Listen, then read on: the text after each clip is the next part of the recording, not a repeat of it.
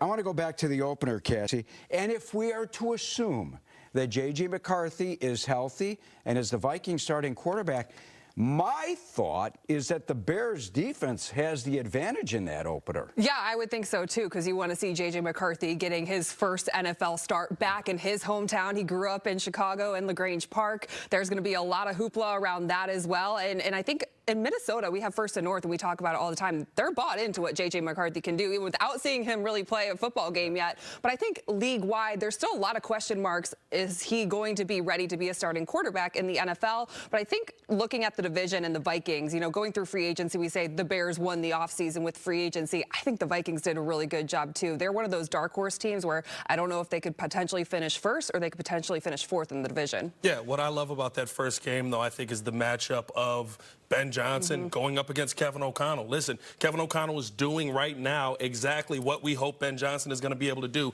He's not only the great offensive play caller, he's also the great head coach that got Sam Darnold to get a multi-million-dollar contract. When we were at a point with Sam Darnold, we were like, he's going to be a solid backup for somebody for years to come. I think the fact that you get to see the matchup of the two biggest minds in football, two biggest offensive minds from last season that both led the NFC North, that's going to be exciting to see, and seeing how the defense does attack J.J. is going to be fun.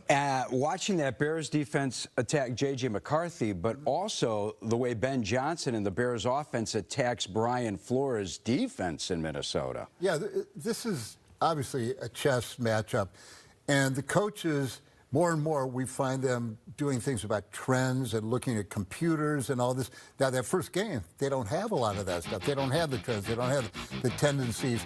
And Ben Johnson, you know, I think we're all fascinated to find out what this guy's going to do. He was a computer sciences major. He's a whiz. He's got, you know, he's got Colston Love in the house. I'm curious to see how he's going to use that two tight end thing with Cole Kmet, because the Bears' offense, you hope, becomes more dynamic, too, with all the receivers.